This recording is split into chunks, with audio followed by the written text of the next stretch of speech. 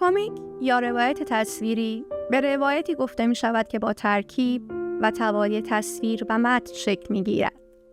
در سالهای اخیر روایت‌های تصویری متعددی درباره تجربه مهاجرت و پناهندگی خلق و منتشر شده است که در مطالعات کمیک به عنوان ژانر کمیک مهاجرت یا کمیک پناهندگان خوانده می‌شوند. این روایت‌های تصویری اغلب تجربه مهاجرت و پناهندگی از جنوب جهانی به شمال جهانی و دشواری‌های آن را به تصویر می‌کشند. عبور پرخطر از مرزهای زمینی و دریایی، زندگی در کمپ و تجربه سرکوب و خشونت در مبدأ و مقصد از مضامین پرتکرار این روایت هاست. بسیاری از این کمیک ها نتیجه کار مشترک هنرمندان، کنشگران، روزنامه‌نگاران و پناهندگان هستند. در بسیار از این آثار مؤلف خود به عنوان شخصیتی در روایت حضور دارد و از این طریق موقعیت خود را نیز نسبت به سوژه ها و تجربه های پناهندگی می‌کاود و به چالش می‌کشد. Refugee Out Project began very spontaneously, almost by accident. So my friend was visiting the detention centre in Sydney, in a suburb called Villawood, where Australia keeps people who've come seeking asylum by boat under the policy of mandatory and indefinite detention. So in 2010, I had heard about it and I was curious to see what it was like and to visit the detention centre. So I went with my friend for the first time, and I remember thinking at the time I didn't want to just go and look at people and walk out and feel helpless. I wanted to share something. You know, what could I do? What could I share with people there? So because I've always loved art and I've always drawn my whole life, I love drawing, I thought, wouldn't it be nice to just bring a few sketchbooks and see if someone wants to draw with me? So that was essentially how the entire organization began. And so I went with some friends, with Bilkis and a few other friends, and we went every single week on Saturday mostly. And after a few months, we had a large group of people who were keen to make art and talk and sit and eat and draw with us. And essentially that's how the community organization began. And after a short time, it became clear that the artwork was very powerful.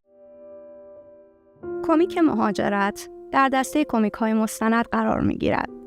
اما این بدان معنا نیست که تمام این آثار به سبکی واقع گرایانه تصویرگری شده‌اند.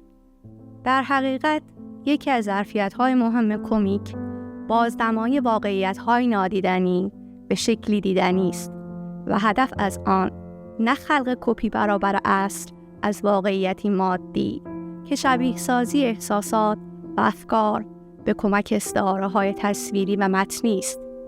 در خلق این تصاویر استعاری، اغراق و طنز اغلب نقش بسیار مهمی دارند.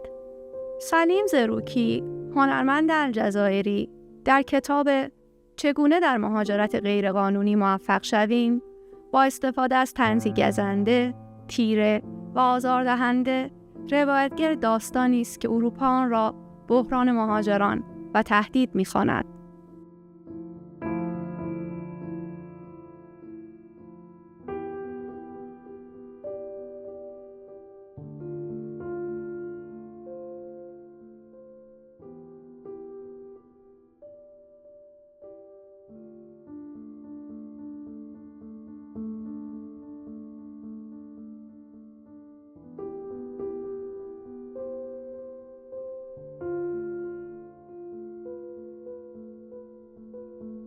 Particularly when it comes to showing the horror that people were going through in detention, the mental health crisis people faced, being locked up, sometimes for many years, not knowing when they would be released. To represent that, then I resorted to more expressive, more subjective, more symbolic ways of drawing. So the language of cartoons is very good for that, the language of underground comics. which can show the full spectrum of human emotions by using exaggeration, by drawing sometimes in a satirical way. Sometimes that satirical angle is something I shine on myself when I was drawing myself in the comic. در فرهنگ کمیک معاصر، سنت استفاده از رسانه برای نقد سیاسی اجتماعی همچنان پیشرو است. آثاری مانند تارها از کیت وانز و ناخواسته اثر جو ساکو از زبان کاریکاتور برای انتقاد از سیاست‌های دولتی و انسانیت زدایی کردن پناهندگان استفاده می‌کنند. کمیک تارها به مدد طنز و تصاویر تکان دهنده واقعیت خشن اردوگاه‌ها را برجسته می‌کند، در حالی که ساکو در کمیک ناخواسته منتقد جدی اقدامات غیرانسانی سازمان‌های مهاجرتی است.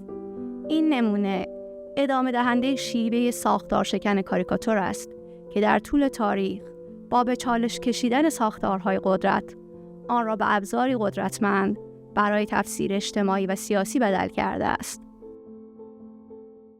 The language of cartooning and comics is very suited for criticism, particularly of the way rulers and states abuse power. So the origin of cartooning was always subversive. It was always about attacking the king or the ministers, you know, in Europe, and showing the absurdity of power and how it's used, often in very cruel and capricious ways. And so I feel as though there's a strong social justice undercurrent to the entire tradition of graphic art and drawing and cartooning. And you also see that in the work of Goya, for instance, in The Disasters of War, and that kind of illustration, which was always about witnessing and documenting injustice and crying out against that. And I think now more than ever, we need that critical, satirical, subversive element that you get in graphic drawing and cartooning.